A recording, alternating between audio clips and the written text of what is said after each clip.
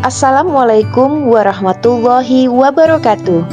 Perkenalkan, saya Fitri Gusniarti SPD, calon guru penggerak Angkatan 6 dari SMP Negeri 1 Bengkulu Selatan, dengan fasilitator Bapak Agus Wijanarko SPD dan pengajar praktik Bapak Suharsa MPD. Materi 3.1.A.8 Koneksi antar materi Modul 3.1 Pengambilan keputusan berbasis nilai-nilai kebajikan sebagai pemimpin. Mengajarkan anak menghitung itu baik, namun mengajarkan mereka apa yang berharga atau utama adalah yang terbaik. Teaching kids to count is fine, but teaching them what count is best. Bob Talbert.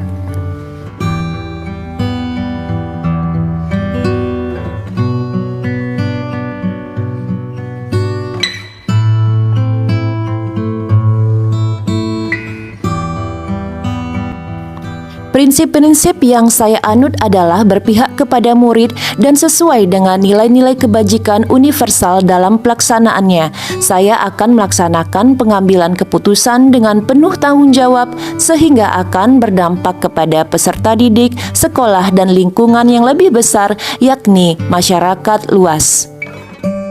Sebagai pemimpin pembelajaran, keputusan yang saya ambil akan sangat berdampak kepada peserta didik, maka saya harus melaksanakan pembelajaran yang berpusat dan mengutamakan peserta didik. Saya menerapkan pembelajaran sosial dan emosional untuk melatih sikap dan tanggung jawab peserta didik dalam mengambil keputusan, pembelajaran bermakna, dan pembentukan karakter mulia peserta didik yang menjadi hal yang utama. Adapun tujuan pembelajaran, calon guru penggerak membuat kesimpulan atau sintesis dari keseluruhan materi yang didapat dengan beraneka cara dan media. Berikut adalah hasil rangkuman yang telah saya susun. 1. Filosofi Ki Hajar Dewantara dengan Pratap Triloka memiliki kaitan yang erat dengan penerapan pengambilan keputusan sebagai seorang pemimpin.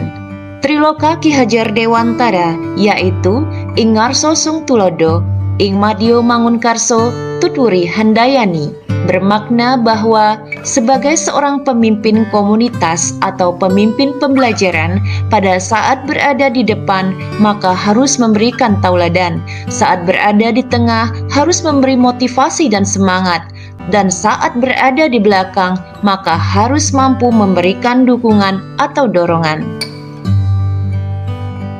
Karena setiap anak lahir di dunia ini dengan membawa kodratnya masing-masing, maka sebagai guru tugas kita adalah menuntun dan mengarahkan segala kodrat yang ada pada masing-masing anak didik kita.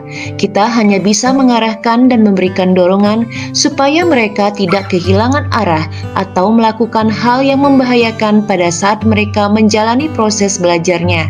Kita berikan mereka kebebasan dan kemerdekaan dalam belajar sehingga hal ini akan berdampak pada saat mereka belajar untuk mengambil sebuah keputusan yang tepat dan bertanggung jawab. Guru harus menjadi sosok yang bisa mengambil keputusan yang berpihak pada murid dengan menerapkan 4 paradigma pengambilan keputusan, 3 prinsip dalam penyelesaian dilema, dan 9 langkah pengambilan dan pengujian keputusan. 2. Nilai-nilai yang tertanam dalam diri seorang pendidik sangat berpengaruh kepada prinsip-prinsip yang diambil dalam pengambilan suatu keputusan.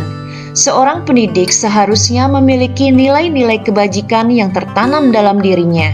Nilai kebaikan tersebut adalah kejujuran, tanggung jawab, disiplin, toleransi, gotong royong, dan nilai kebaikan lainnya. Nilai-nilai tersebut akan sangat berpengaruh pada saat seseorang pendidik mengambil sebuah keputusan. Karena nilai-nilai yang tertanam dalam diri kita akan mendasari pemikiran kita dalam mengambil sebuah keputusan yang mengandung dilema etika. Sebagai seorang pemimpin pembelajaran, seorang pendidik harus memiliki nilai universal dalam diri mereka dan menganut 3 prinsip dalam pengambilan keputusan. 3. Materi pengambilan keputusan berkaitan dengan kegiatan coaching yang diberikan oleh instruktur, fasilitator, dan pengajar praktik dalam perjalanan proses pembelajaran saya. Sampai dengan modul 3.1 ini, pemahaman saya terkait bagaimana seharusnya seorang pemimpin dalam melakukan pengambilan keputusan harus didasarkan paradigma yang terjadi, prinsip berpikir yang tepat serta melalui 9 langkah pengambilan dan pengujian keputusan. Pengambilan keputusan tersebut akan efektif bila kita sudah memperhatikan paradigma, prinsip, dan langkah-langkah pengambilan dan pengujian tersebut dengan tepat dan memastikan tidak ada satupun dari langkah pengambilan dan pengujian tersebut yang terlewatkan. Perlu diperhatikan bahwa dalam pengambilan keputusan tersebut, salah satu langkah dalam uji benar salah terbukti, maka jangan diteruskan untuk mengambil keputusan karena kemungkinan besar bahwa situasi tersebut merupakan sebuah bujukan moral. Apabila masih ada pertanyaan-pertanyaan dalam diri kita atas pengambilan keputusan tersebut, maka coba refleksikan kembali tahapan pengambilan keputusan yang sudah dilakukan. Apakah sudah memperhatikan paradigma dan prinsip pengambilan keputusan?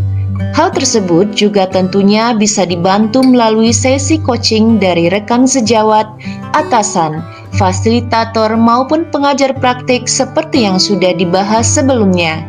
Fasilitator memberikan arahan agar kita melakukan pengambilan keputusan yang berpihak kepada murid.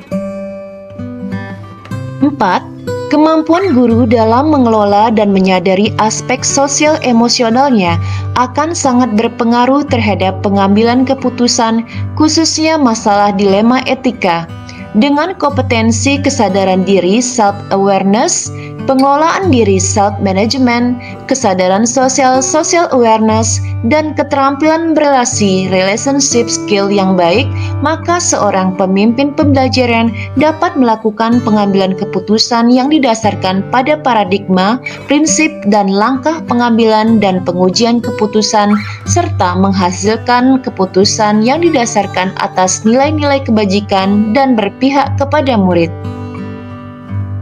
Selain keterampilan sosial emosional tersebut, pengambilan keputusan juga harus dilakukan dengan kesadaran penuh, mindfulness, sadar akan pilihan yang akan diambil dan sadar dengan segala konsekuensi dari pilihan yang sudah diputuskan.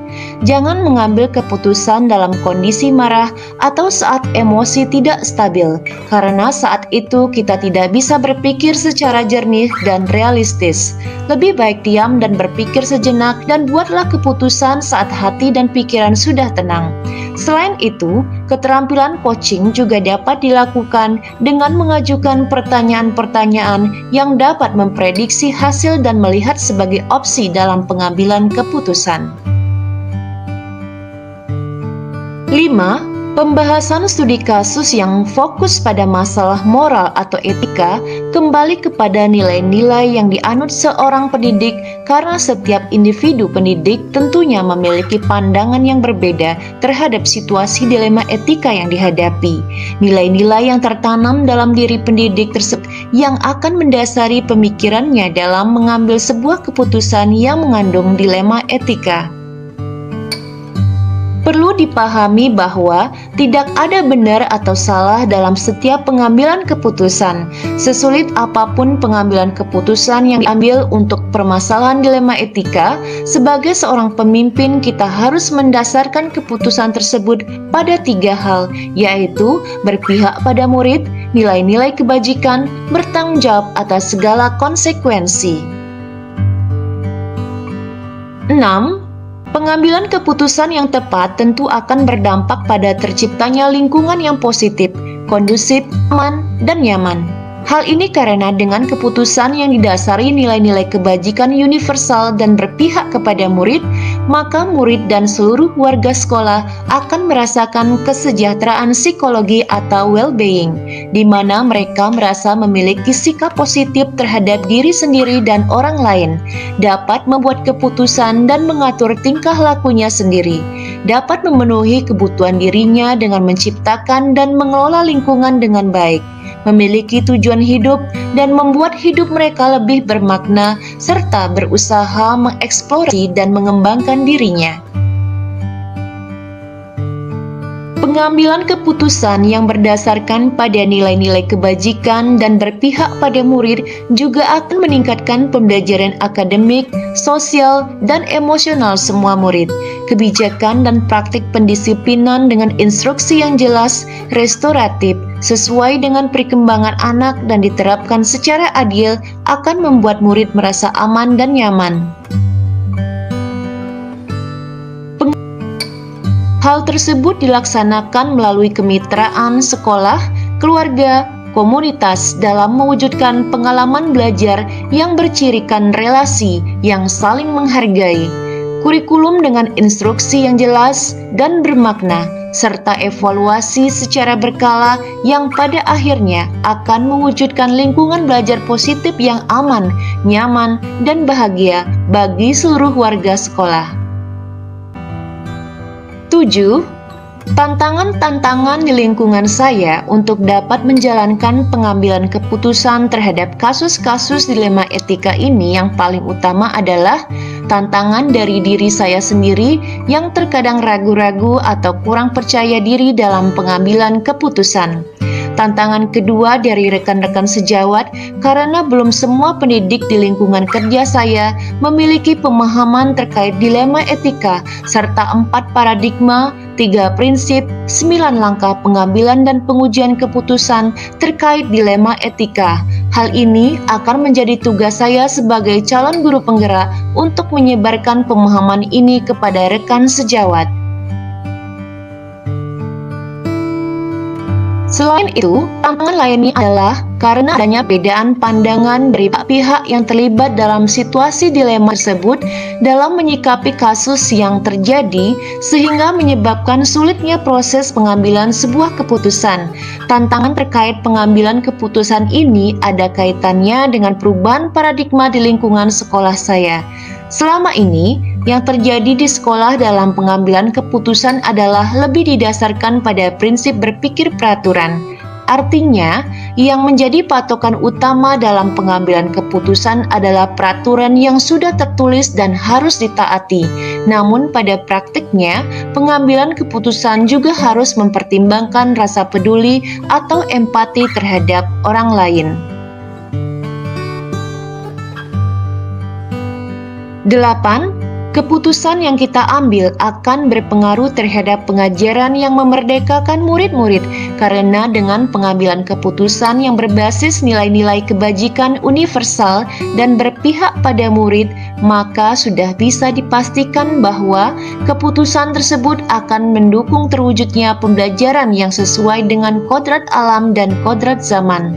Pembelajaran yang mengakomodasi keragaman peserta didik dan aspek kesiapan belajar, minat belajar, dan profil belajarnya, pembelajaran yang memberdayakan murid dalam penerapan disiplin positif, serta pembelajaran yang memperhatikan aspek sosial dan emosional murid. Belajar mengambil keputusan sendiri tanpa ada tekanan dari guru atau orang dewasa di sekitarnya. Guru hanya menuntun tumbuh kembang murid sesuai kodratnya. Untuk memutuskan pembelajaran yang tepat untuk potensi murid kita yang berbeda-beda adalah melalui pemetaan kesiapan belajar, minat dan profil belajar murid pada awal tahun atau awal semester. Berdasarkan hal tersebut, guru dapat merancang pembelajaran seperti apa yang dapat diterapkan di kelas untuk mengakomodir keragaman murid serta lakukan analisis keputusan yang akan diambil melalui 4 paradigma, 3 prinsip dan 9 langkah pengambilan dan pengujian keputusan. 9. Keputusan yang diambil oleh seorang pemimpin pembelajaran dapat mempengaruhi kehidupan atau masa depan murid-muridnya. Bila keputusan yang didasarkan pada 4 paradigma, 3 prinsip dan 9 langkah pengambilan dan pengujian keputusan, maka dipastikan pada masa depan murid akan tumbuh menjadi pribadi yang mandiri, percaya diri, bertanggung jawab, sadar tentang potensi diri dan bagaimana mengembangkannya, serta mampu membuat keputusan dari permasalahan yang dihadapinya. Bila sebaliknya, maka murid akan tumbuh menjadi pribadi yang lemah dan tidak mampu mencari solusi dari permasalahannya sendiri. 10. Kesimpulan akhir yang dapat saya tarik dari pembelajaran modul materi ini dan keterkaitannya dengan modul-modul sebelumnya adalah: sekolah adalah institusi moral yang dirancang untuk mengajarkan norma-norma sosial atau nilai-nilai kebajikan universal. Keputusan-keputusan yang diambil di sekolah akan merefleksikan nilai-nilai yang dijunjung tinggi oleh sekolah tersebut dan akan menjadi rujukan atau teladan bagi seluruh warga sekolah. Keterampilan skill guru dalam pengambilan keputusan sebagai pemimpin pembelajaran sangat berpengaruh pada pembelajaran murid dan berdampak pada masa depannya kelak. Tidak ada benar atau salah pada jawaban atas berbagai kasus dilema etika yang ada, selama pengambilan keputusan didasarkan pada nilai-nilai kebajikan universal, kepentingan murid, dan rasa tanggung jawab. Dibutuhkan keberanian dan kepercayaan diri dalam pengambilan keputusan dan untuk menghadapi konsekuensi dan implikasi dan keputusan yang kita ambil, karena tidak ada keputusan yang mengakomodasi seluruh kepentingan para pemangku kepentingan. Harus ada kejelasan visi dan misi, budaya dan nilai-nilai yang dianggap penting di sekolah agar bisa menjadi acuan dalam pengambilan keputusan. Keterampilan coaching akan membantu dalam pengambilan keputusan dengan mengajukan pertanyaan-pertanyaan untuk memprediksi hasil dan melihat berbagai opsi sehingga dapat mengambil keputusan dengan baik. Diperlukan kompetensi kesadaran diri, self-awareness, pengelolaan diri, self-management, kesadaran sosial, social awareness, dan keterampilan berhubungan, relationship skills, untuk mengambil keputusan.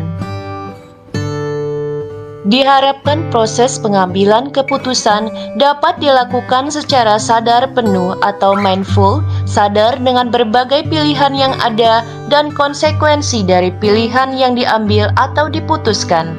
Dalam langkah pengambilan dan pengujian pada tahap uji benar atau salah, jika situasi gagal melalui salah satu uji legal, regulasi, publikasi, dan panutan, maka tidak perlu melanjutkan pada langkah-langkah berikutnya. Kemungkinan besar situasi tersebut adalah bujukan moral, bukan dilema etika. 11. Setelah mempelajari modul 3.1 ini, saya memahami tentang konsep-konsep yang telah saya pelajari di modul ini terkait dengan dilema etika, asalkan keputusan yang diambil didasarkan pada nilai-nilai kebajikan universal, tanggung jawab, dan berpihak pada murid.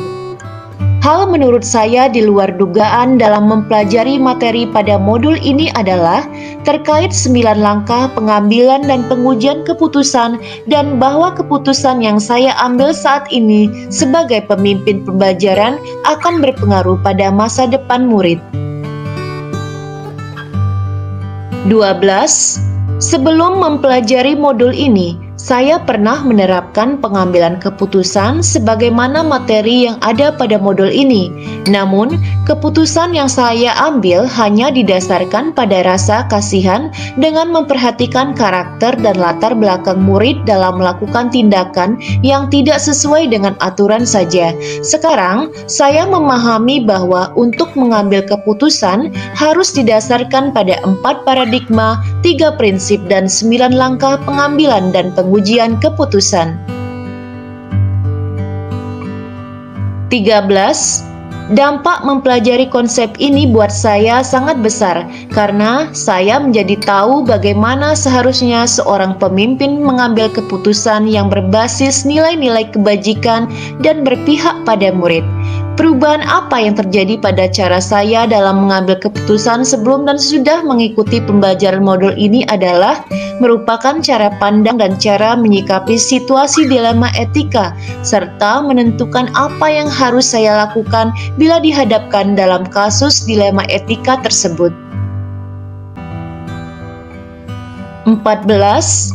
Topik modul ini sangat penting bagi saya sebagai seorang individu dan seorang pemimpin pembelajaran, karena seorang pendidik harus menghadirkan pembelajaran yang berpihak kepada murid. Untuk itu, maka setiap keputusan yang diambil pun harus merupakan keputusan yang berdasarkan nilai-nilai kebajikan agar dapat membuat keputusan yang bertanggung jawab, berpihak pada murid. Maka saya harus memahami 4 paradigma, 3 prinsip, dan 9 langkah pengambilan dan pengujian keputusan. Demikian, salam bahagia. Salam guru penggerak, tergerak, bergerak, menggerakkan.